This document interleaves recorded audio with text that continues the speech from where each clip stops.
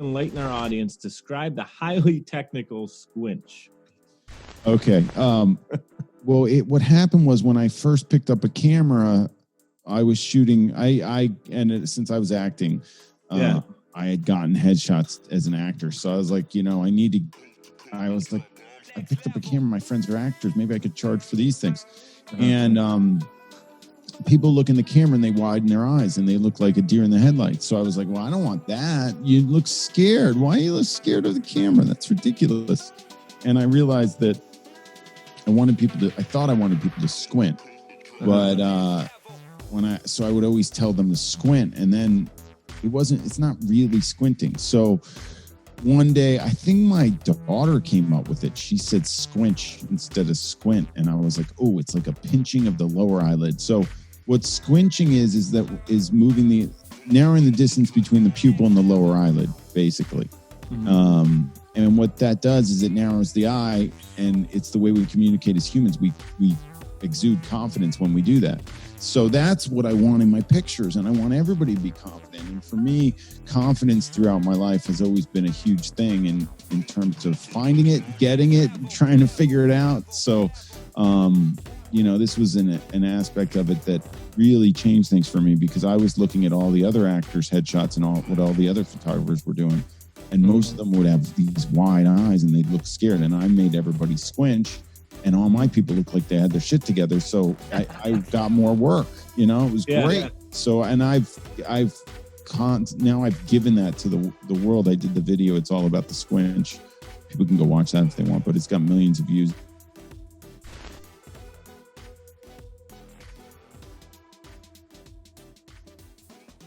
Hey guys, I'm excited to bring you another fantastic guest today. He's the premier headshot and portrait photographer in New York City, best known for capturing genuine expressions under beautiful lighting. He's made appearances on Good Morning America and Good Day New York. He's the creator of Headshot Crew, working as a mentor to over 16,000 professional photographers around the world, master of the squinch, member of the 2000 U.S. sailing team, the one and only Peter Hurley. Welcome to the show. Thanks, Mike. Thanks for having me on. This is cool. I'm glad to be here. And here's the thing, guys. I had to edit that bio down because it's like I knew I would get winded going all the way through all that. If you guys aren't familiar with Peter Hurley, most likely that means you're not in the photography or that space necessarily, but he has absolutely been hustling for many years, right? How many decades have you been a photographer now? 2, actually, and it's coming up on June of 2000. I bought my first professional camera and decided to make it a business. Yeah, so let's dive right into it, guys. You can check out Peter at peterhurley.com. It's HURLEY.com. And on Instagram and Twitter, it's Peter_Hurley. So your journey as a photographer, as you mentioned, 20 years ago, it began while you were training for the Olympic Games, right? You're a professional rower at that point? Sailor. Okay. And you end up in front of Bruce Weber's lens, right? And if you guys aren't familiar, he's a famous American fashion photographer, Bruce Weber. Can you share that incredible story? That kind of launches your career there, right? It was awesome. Well, what happened was I was training for the Olympics. Actually, in 1994, I believe, I met this woman, and she was, we became really good friends, but she was like, have you ever modeled before? I was like, no. She goes, well, I want to help you get sponsorship, and let's see if we can get you some sponsors. And so I got a photographer friend that's going to take your pictures. So she worked for Donna Karan. So they brought a bunch of clothes. I put on all these clothes and I did this photo shoot for my sponsorship stuff. I got sponsored by DKNY. And then one day she had a friend who said Polo was looking for real sailors for something. They sent me over to Polo to meet one of the designers there. And the guy's like, oh, you got to go meet this guy. And then I went over to the advertising agency and I met this guy and he took a Polaroid of me. I didn't hear anything. And anyway, about a month later, I'm in Miami sailing my boat in front of Bruce Weber's camera. And then Bruce and I became friends. And did you know who he was at that point? Were you idolizing him, or you just thought he was another guy?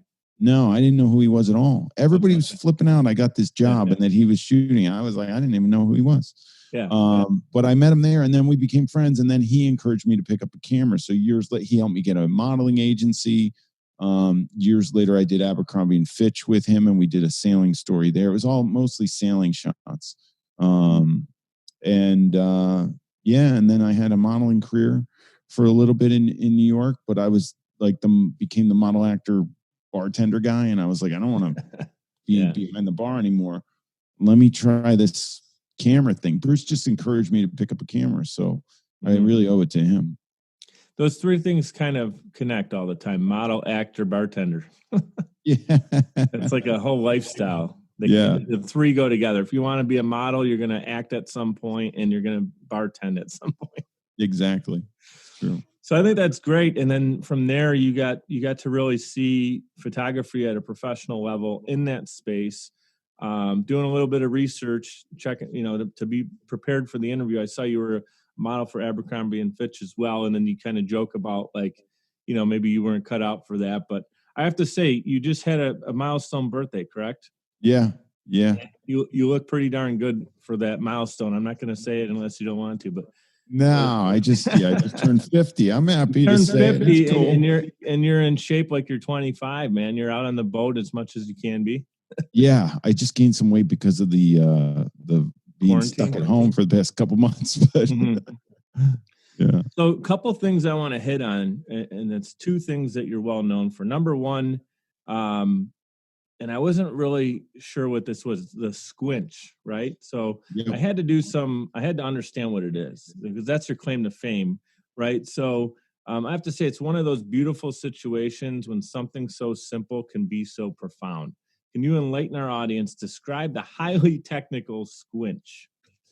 Okay. Well, what happened was when I first picked up a camera, I was shooting, since I was acting, I had gotten headshots as an actor. So I was like, I picked up a camera. My friends are actors. Maybe I could charge for these things.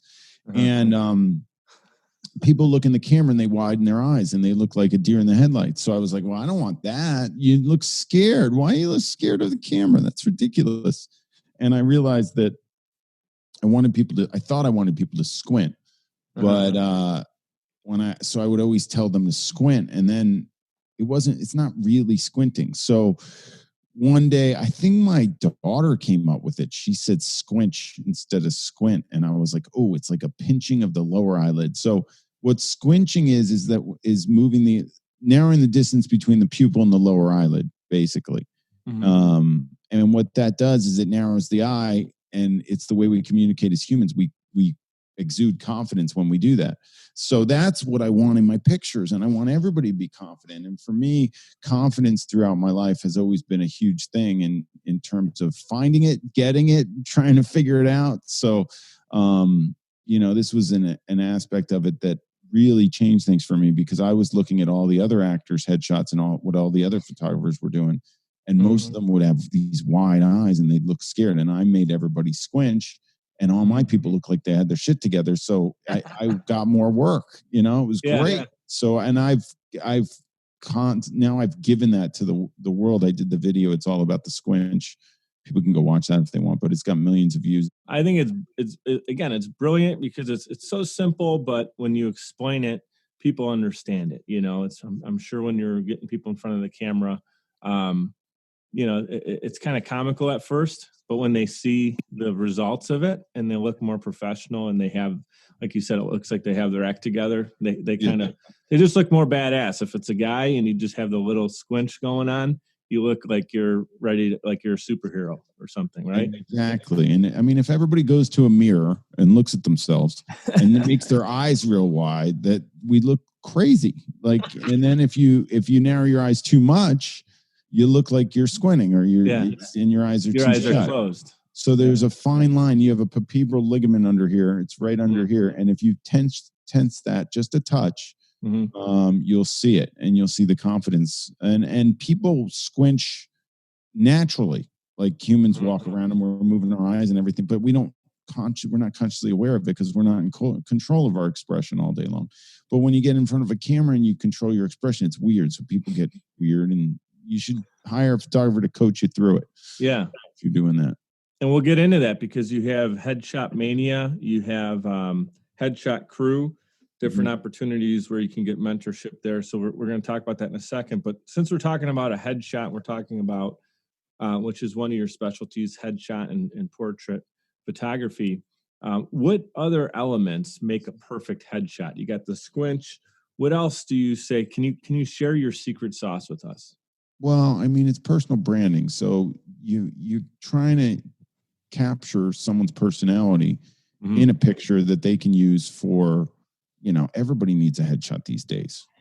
So the secret sauce is forgetting about the camera. And then for me, it's really about everybody who comes in, I'm totally checking out every aspect of their appearance first off, and then I'm going into their brain, how their brain behaves in front of a camera. So if they have a lot of apprehension, I'm picking up on it. I'm trying to pull that out of them. I shoot a lot of CEOs who are at the top of their game, and they get in front of my camera and they're a pile of mush, but that's just because the camera does that to them. It doesn't mean that they're lacking any ability at their job, but that's the shot is going to be used to represent them for their job, which they could be a complete badass at, but then they are mush in front of the camera. It just doesn't make sense. So what I do is, you got the guy who's still using his headshot from 1974 on his About Me section on his website too. Yeah, or the one where they took a selfie with an iPhone and then cut somebody out of it, and it's like and that's their LinkedIn picture for in front of all their business network friends. Yeah, it's crazy. So I have a follow-up to that. So one of the things in business that I've been coached to do is stay in my lane, right? So find something you can dominate at, whatever your primary skill is or asset or passion, something you could do and take it and make it yours. You've done that with headshots. You've done that with portrait photography, which is brilliant from a business side. But I wondered when preparing for this, do you ever feel like, I want to go out and do something a little bit different, or maybe, just a different, get out of the studio, do some field work? Do you ever have that itch to kind of do something a little different? And have you done that? I think, if I look over the course of my career, I've definitely remember this one period where I got really burnt out, and I was like doing the same thing over and over and over again. And for me, my income came from pressing the button. So I needed somebody in front of my camera, and then I needed to shoot them to make any, kind of living. And I was like, there's got to be other ways, other sources of income that I could create for myself. So what I did was I was looking, because people come to they probably come to you with business ideas all the time. People come to me with business ideas up the wazoo. I'm like, and then some of them I'll entertain. And I'm like, and I remember I got into this burnout area in my life, which was right around the recession in like when stuff was hitting the fan in 2007, 2008. And my income went down, and then I freaked out, and I was like, okay, I got to find something else. And I was looking at anything coming my way, and I got into some businesses that I'm not thrilled about that I got into, and they were not photography related at all. And then they obviously failed and stuff. And then I found my mojo, and it was all stemming from the photography. So now I sell photography products. I teach photographers what I do really well. I have photographers shooting, underneath me. I'm giving out jobs to photographers. Started a photography agency. I have, is that Headshot Crew? That's the agency, right? Headshot Booker's the agency. Headshot Crew is where we pull the photographers from. So the coaching all goes through the Headshot Crew, and I have photographers all over the world. We're global. We have 17,000 photographers now. Yeah, that's fantastic. Yeah. Well, if someone's listening right now and they're either considering getting into photography, or maybe they've been doing it and they're looking for that next level, how can they get connected with Headshot Crew, and what's the first steps for them to?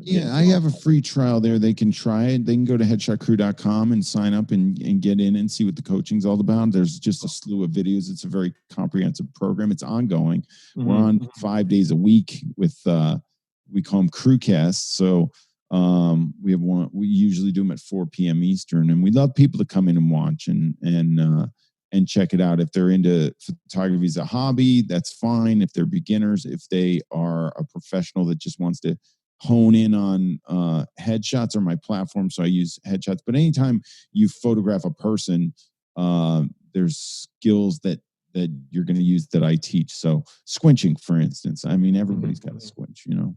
But the back to just a little bit about how I got to all this stuff is what I was trying to say is that I was looking at what I was really good at, and then looking at everything that was around that. Because when I looked outside of photography at things, it didn't take off. So I really believe that underneath our feet is like where you got to look first to expand what you're doing, potentially, or something that, at least something that fires you up and you really love. We were just talking about that. You love doing this, and then this is turned into some other stuff. That's kind of cool. Absolutely. So staying on that for a second, in your industry, what do you feel are some of the common denominators among the top performers in your industry? What separates the elite from the pretty good photographer?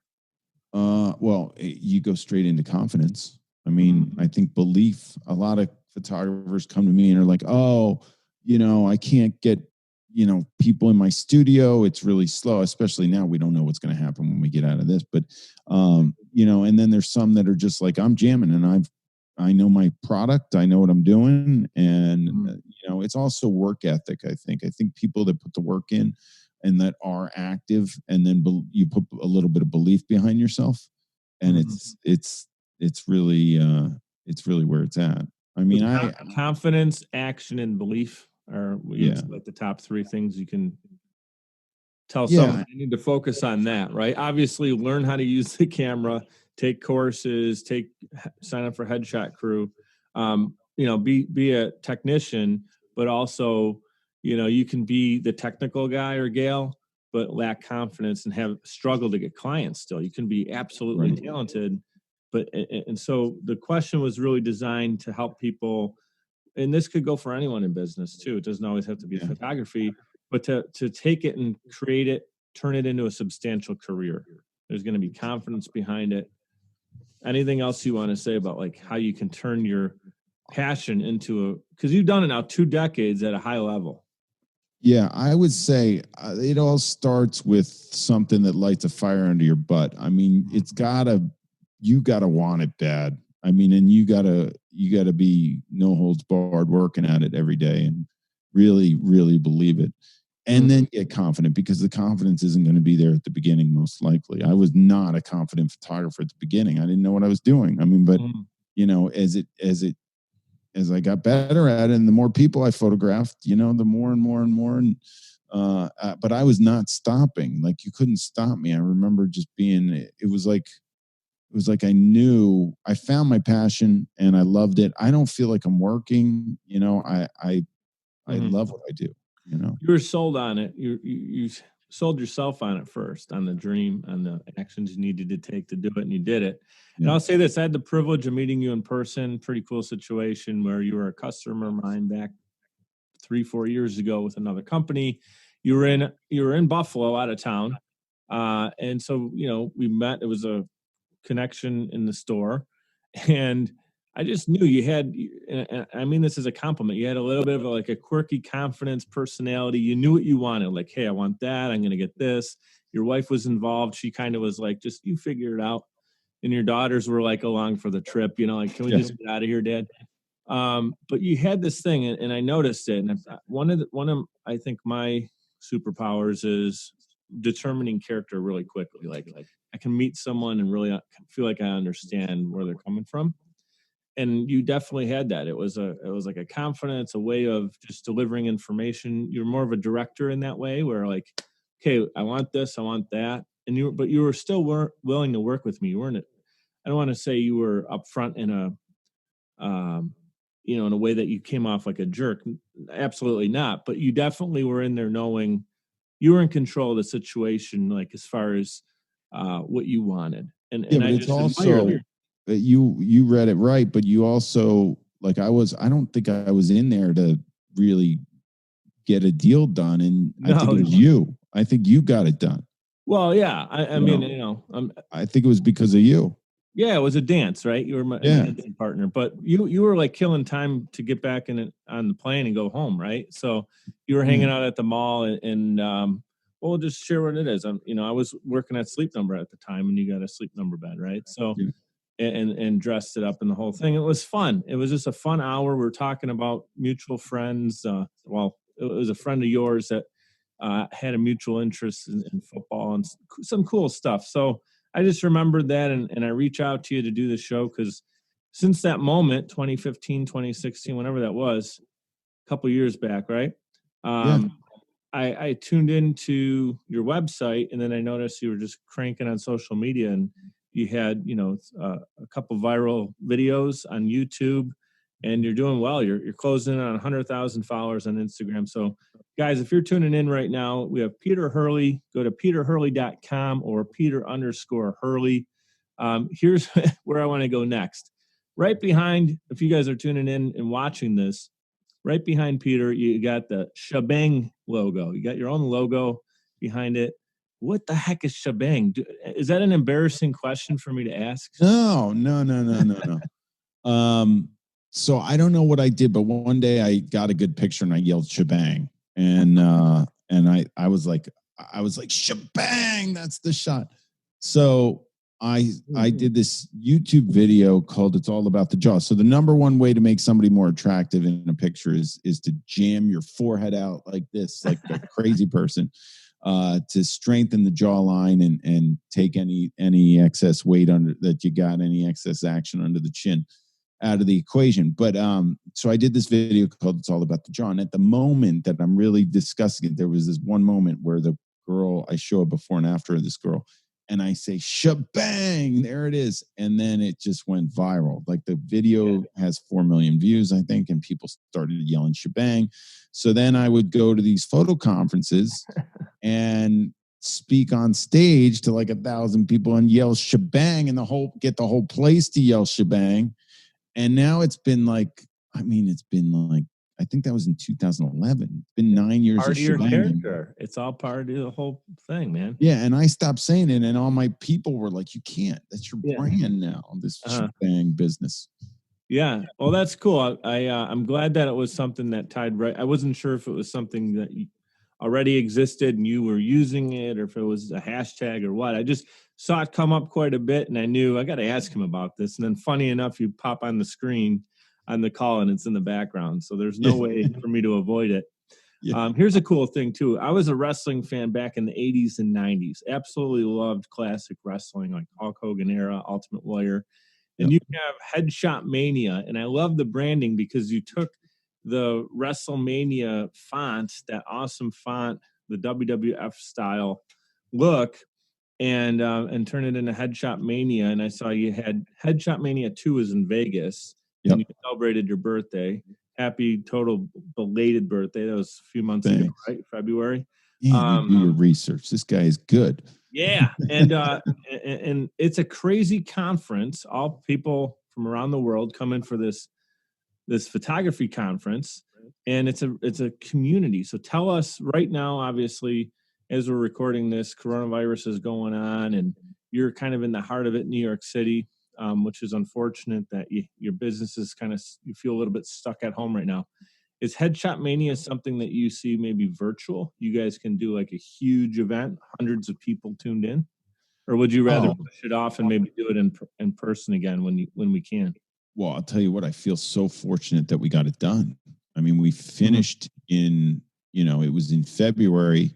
Yeah, it was right before I got back. Yeah, I got back from Vegas, and I left on March 10th to go to Australia, and then I had to come back. I was there a week, and I was like, I got to get back in the country. And then I was quarantined for 16 days before I went home. But where were you out of country? I was in Australia. Australia. Okay. But the Headshot Mania was in Vegas, right? Yeah, I left Vegas and came home for like a week and then left for Australia. But we got it done. So now what we do, it's always been a biannual conference. So there's no plan to do it next year. It was going to be a 2-year thing anyway. So now it's off my plate. I don't have to worry about it.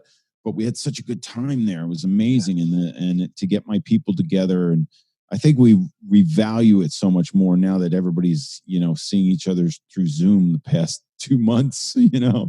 It's like, I want to touch other humans that I don't know if we're going to be able to. I mean, just shaking hands or hugging people is going to be weird, right? Yeah.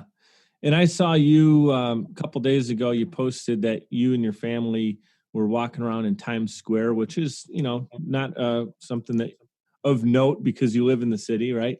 But it was the reason you took this video is it had you even stated there was more traffic than you expected, yet it still had this like eerie feel to it because you're talking about crossing the street, and normally there's such a herd of people, you just follow like as you like feel them move. And I've been to the city, so I know like you just feel everybody moving and you go with it, right? Where you're saying there was so little traffic that you actually found yourself oddly like paying attention to every signal as you're crossing.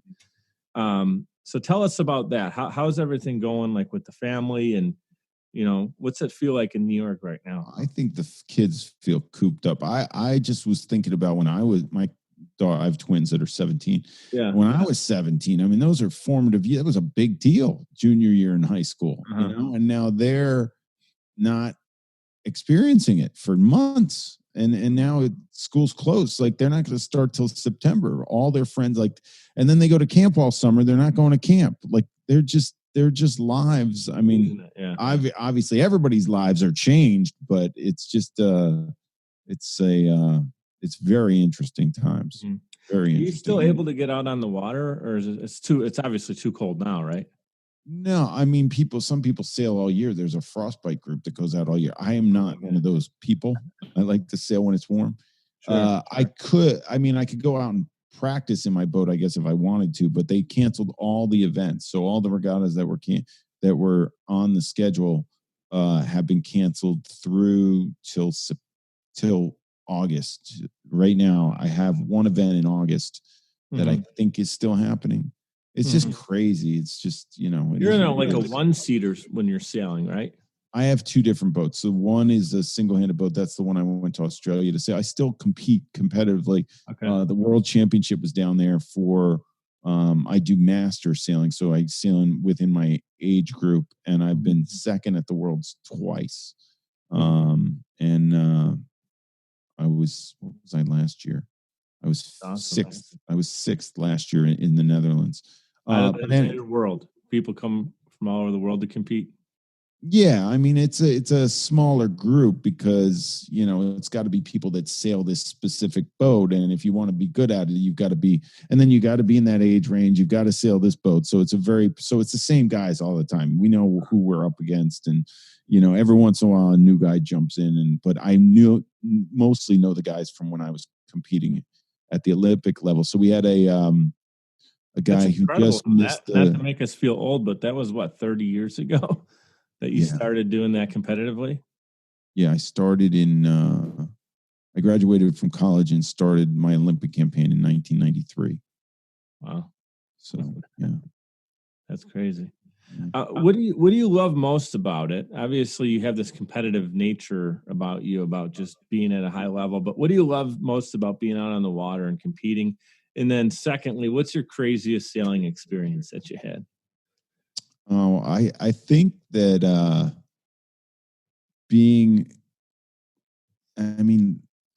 first of all, I think everybody's got to have a hobby they love. So I just love sailing. I had one of my buddies say, I think sailing's an amazing sport because I competed again. I was training for the Olympics, made the U.S. team like when I was 30, and I'm 50, and I went to Japan. I qualified to sail in the real world championship in Japan. And I went and I sailed against the guys that are now the ones that all the guys that are going to the Olympics from every country. And I got my butt kicked, but I had a blast. So to be able to be on the same starting line as those guys at 50 is such a cool, the sport is so cool. I even like one race, I was up at the top mark, I was coming across in first, and then I got swallowed up and gobbled up by all the guys. But it was like, this is so cool to be able to compete at this level. Yeah. So one of my buddies said, "You're so lucky." He's like, "I played baseball in high school. I can't go out and play baseball now. You can do the sport that you loved all your life." And I was like, "Yeah, that's really." So that to me is inspiring, and I love just the being alone on the boat and dealing with the speed and the technique and constantly working on it. It's the You same. ever like to just get out to enjoy peaceful, just enjoy the water? No. You got to be working. Everybody asked me to go sailing. Oh, I got this boat. I got to take you sailing sometime. I hate it. Like I want to race. I want to race and I want to be in my boat and I want to race. Otherwise, don't take me out on a cruise somewhere. It's not my thing. I'm the opposite, man. I just want to be out there and just enjoy and maybe see a dolphin pop up in the water. I just want to enjoy the sunset, That's cool. I think, would you ask me my craziest story with Yeah, what's the craziest thing, man? Was it? I think the craziest thing that I remember experiencing was like, I had a couple really interesting stories, but one was I was in Ostia, Italy, which it's just west of Rome and on the coast. And we would sail off the beach. So we got our boats there and we went off the beach. And in the morning, the waves were coming in on the beach were pretty calm. And we went out and then a sea breeze came in and the waves got really big and it got really windy. And when we came back into the beach, all the boats were like flipping over because nobody could get through the beach. And then there was a breakwater that so the centerboards of the boats were getting chopped off by this concrete wall that nobody knew was there. And the boats were all flipping over and all the masts were breaking. So it was underwater. This wall was not visible. Yeah. And my buddy broke his centerboard off on it and a bunch of other people did too.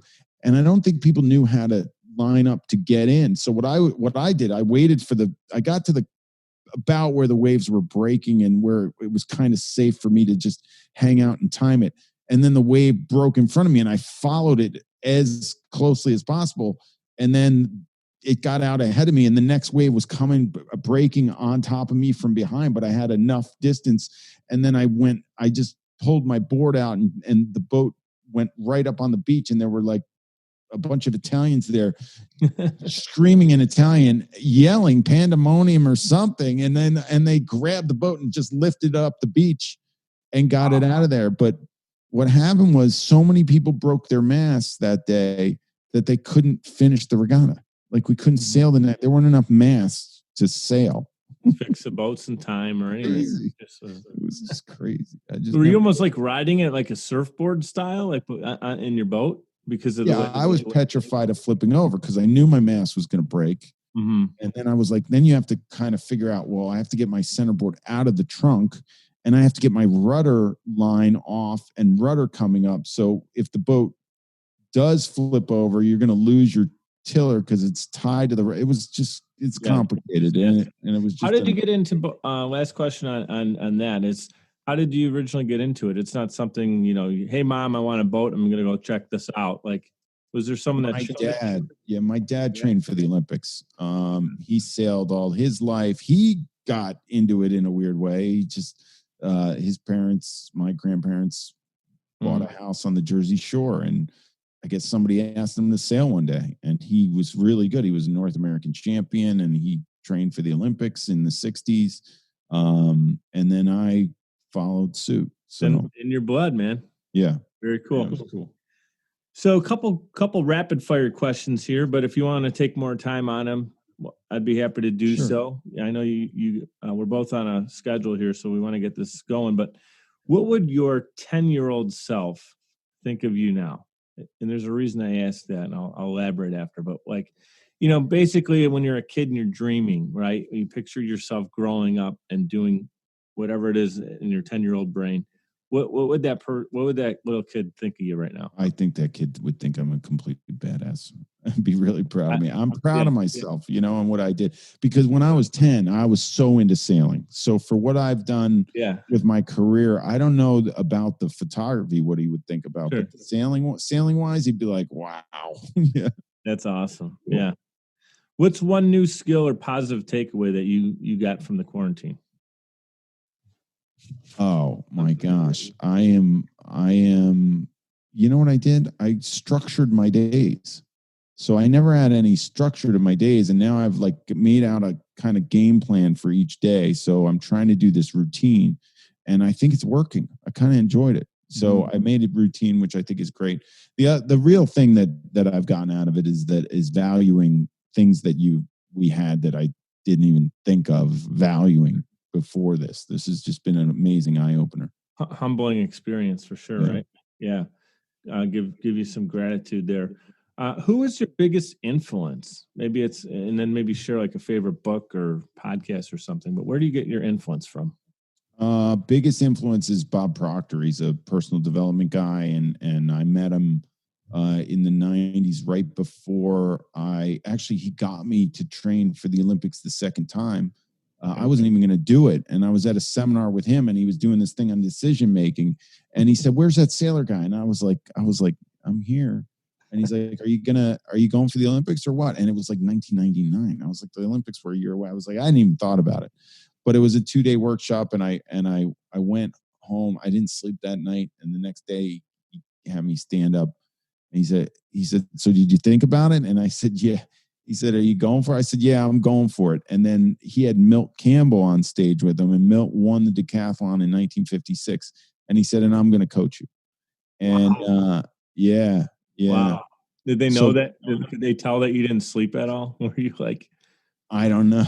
It was so crazy. Energy, natural energy was carrying you through, right? Yeah. I tell this story all the time, and Bob and I have I didn't even talk to him or anything for like 10 years or more, even 12 years. And then we got reacquainted a couple years ago, and he's just been a huge influence. I do a lot of stuff with him, and I do things with the Headshot Crew people based on his what he teaches. Yeah.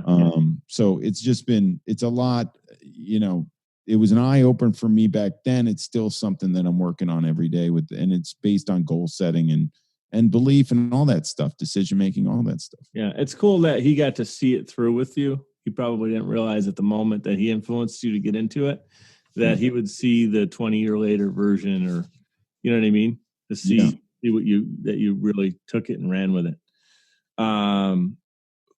Second part of that was favorite books or podcasts. I mean, you create a ton of content on social media, but when it's your turn to kind of turn it off and seek out some content, who do you usually go and what are you checking out? I've been following Dave Asprey a lot from Bulletproof. So I was reading his book, Game Changers. He's got a superhuman book out, I think it's called. He's just an interesting guy. I like seeing him on watching his stuff on social, on Instagram and stuff like that. What's his name? Dave Asprey. Dave Asprey. He owns Bulletproof Coffee. I don't know. Part of the reason I love doing this show is I get to learn from other great people, both in the interview and then you get to share, and that's how you get more experience, right? And more influence as well. Yeah. If you can be known for one thing, what would that be? I mean, I guess I am Headshots. Yeah. I don't know. I guess that's my thing. I mean, it is my thing. I think the thing that I'm working on now more is, and you touched on it earlier. I think that you doing the job that you were doing, you're very intuitive in what you picked up from people, and you worked with so many different people, and for me, I have that intuitive thing, but I've got to sell them on themselves almost. It's like I'm taking their picture and they got to like it, so I got to sell them on themselves, and I've got to get them to behave the way that I think it's going to make them look the most attractive. So I pride myself on being able to be reading personalities and reading the facial feature, like the expressions that people are giving me, and then adjusting them from an outsider's perspective, kind of getting in their brain and figuring that out. And I pride myself on that and being able to do that with each person that I photograph. I think that's what makes my photography extra special. It's really that human element where some are going to get it and maybe be a little bit easier to work with. You have more experience, and you could literally be getting someone in front of the camera for the first time, their first headshot, and they're nervous, like you said, the CEO that just has uber amounts of success and confidence, and now they're in front of the camera and they might be a little stiff. So your one of your best talents is that natural working with another human to get them just to ease up and get comfortable in front of the camera. And I didn't ask this yet. We talked about kind of a crazy story sailing. What's the craziest thing that happened maybe in studio or something that you just remember? It's just that story you always, that kind of comes up when you're hanging with the guys or whatever. Is there a story?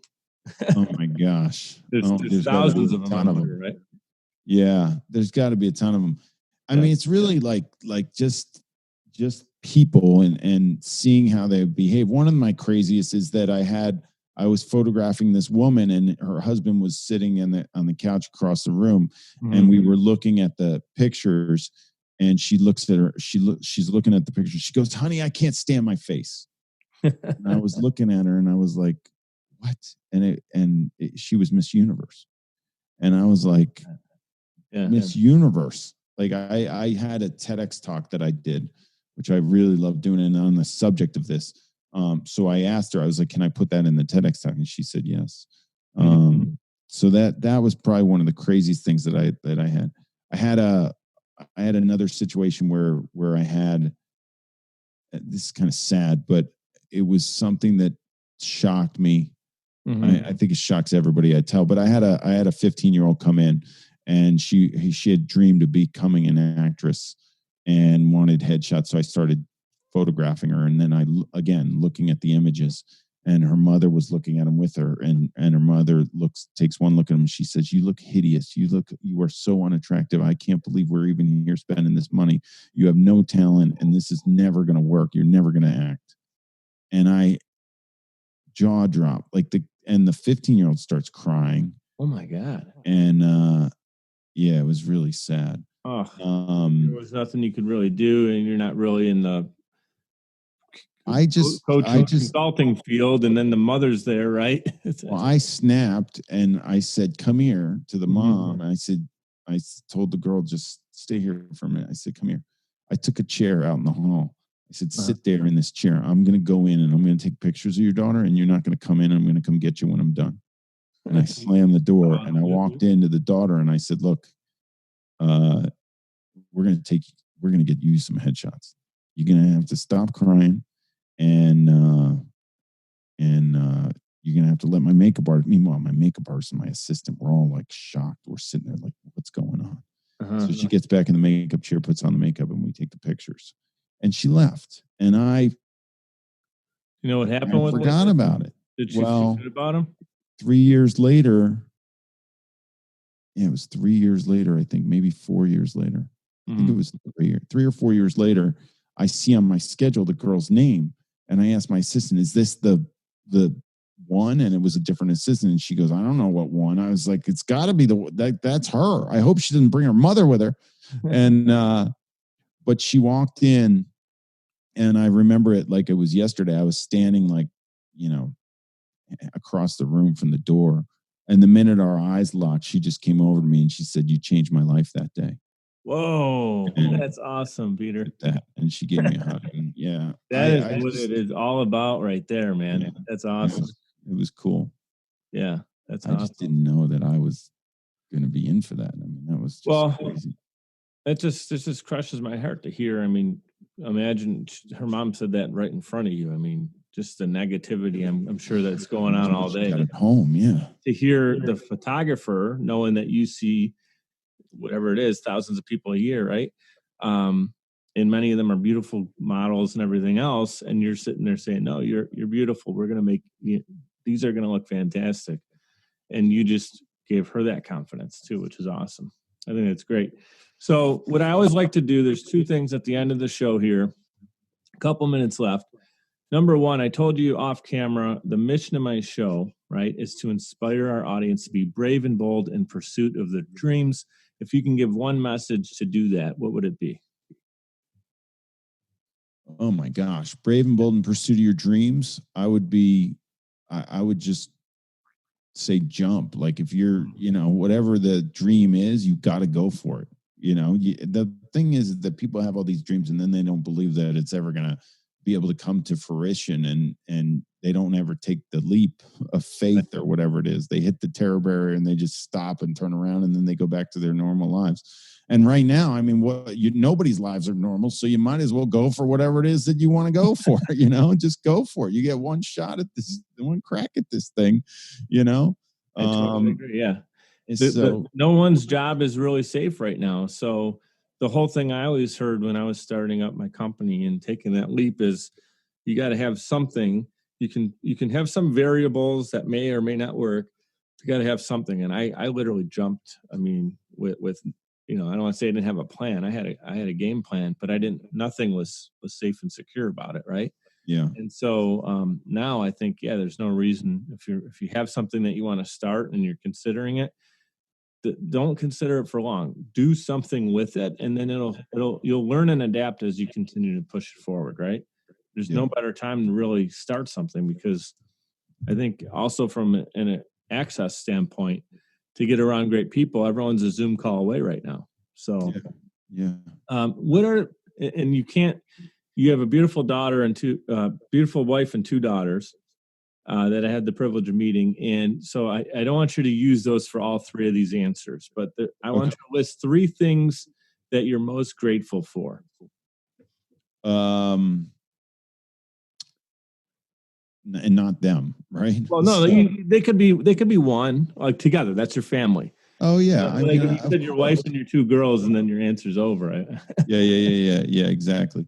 No, yeah. Number one is family. I just feel fortunate to have I think that finding my wife and then it was like having twins was like crazy, because at the time I was like we were just talking about having kids, and I just, when they were born, I hadn't even 17 years started my business. Like it just started. In 2002 I took my first headshot. Kids were born in 2003. So there's a saying in Venezuela that the kids come with the bread under the arm. My wife said. So she's like, don't worry. I was worried about affording one in New York. And then we had two. Anyway, so grateful for that. I think the other thing that I guess I'm grateful for must be, I think it's the combination of my parents and what they gave me. Because they got divorced when I was 7 or 8, and I always told them, my mom's not here anymore, but I was talking to my dad about this the other day, and I was like, they were so different, and I was like, I don't even know how you got together in the first place. So I'm grateful they got together, but the traits that rubbed off on me now, there's things that rubbed off that I'm not that fond of, with some stuff, but at the same point, it's like I know I got that from my upbringing, but it's the stuff that's like amazing. And after my mom, I dedicated my book to my mom, and there were just so many things that after she left, I realized that she, had given me, and a lot of it's like work ethic and drive and stuff like that. Like my dad was, very passionate about his job and what he did, and his work ethic was instilled in me. So I think that. Third, I would have to say health. I mean, I feel like I was 200 and I would have to say that the actual sailing, and specifically the laser sailing, because to be fast in that boat, you need to weigh around 185 pounds to compete at the world level. And I could not compete if I wasn't in shape. So I wouldn't have, and I wasn't sailing for a while, and I got up to 230 pounds, and I decided that, wait, I want to sail this boat. The only thing that keeps me in shape is that boat, otherwise I'd be 230. Well, with the world championship got canceled, and I started eating like crazy, and now I'm like 208. And when I was in Australia, I was 190, like 192. So I'm like, I gained like, so I got to go back to work. But the only reason why I'm going back to work on it is because of the boat. So I'm very grateful for that. Yeah. Very good. This is an awesome conversation. You mentioned a book. Is that a recent release? Is that something that you're still promoting? your book that's out? My book, The Headshot, we released it in 2015. I'm just doing an audiobook, but that's loosely based on it. Like I'm talking through the book, but it's not strict. I just go off on tangents and stuff because I could probably write another book or update that book. And maybe I will update that book. Mm-hmm. But people told me to write another book. I'm like, there's a lot on my plate. And that book was like really, really difficult to write. So, Sure. But I enjoyed writing a book, and it's really nice to be able to call yourself an author. I never thought I'd ever say that in a million years. So, cool. Yeah. And people can find that on Amazon. Just look up Peter Hurley right on Amazon. Yep. Awesome. You got the grizzly beard going, which is, and you're growing the hair out quarantine style. As you can see, I am here. Are you going to keep it going? That's the question. I see a couple people were teasing you. Are you?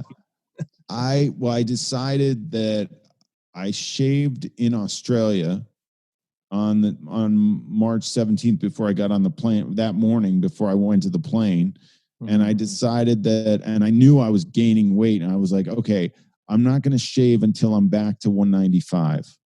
Because if I get to 195, I can get down to the boat weight that I want to be at. But I was motivation. If you're not going to lose the weight, you're going to turn into the caddy from Happy Gilmore. There you go. You know who I'm referencing? You remember that? Adam Sandler, isn't that? Well, yeah, but he had a caddy. His caddy had like the long beard, long hair. I don't remember the caddy. I'll shoot you a text after this. With the all right, cool. Anything else you'd like to share with our audience before you run? I would emphasize what we said before. Like if you're a couple things, just to summarize. Find something that lights a fire under your butt that really because if that's not there, you're not going to have the desire to push through. So definitely dig into your brain and figure out what your goals are and what your next moves are, and then just go do it. Like put some action into it and, step off the ledge. Just do it. Just, everybody's so worried about failure. Stop that. Yeah. The best people, the highest performers in any profession, the top athletes. Michael Jordan has a great quote where he said the reason, he said, I missed 9,000 shots and I missed this and that and the other thing. And that's why I'm successful, because he missed all those shots, meaning he took them.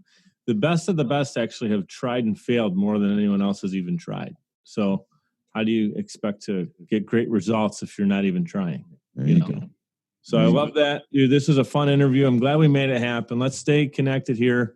I'm going to continue to follow you on social media. PeterHurley.com, Peter_Hurley. It's Hurley. Thank you so much for being here today, man. Thanks, Mike. Thanks for having me. Thanks, everybody, for listening. Hey guys, super excited to announce that Mike's Warriors LLS fundraiser is now live. The button is active on Facebook. You'll see that when I'm posting that you'll be able to click on the Donate Now button. It's also active on my website as well. So if you guys are able to do that, I want to thank you ahead of time for participating and helping out a greater cause. I do want to be mindful, obviously, through coronavirus. Some of us have been compromised in our health. We have a family member or friend that we know that's battling through that right now.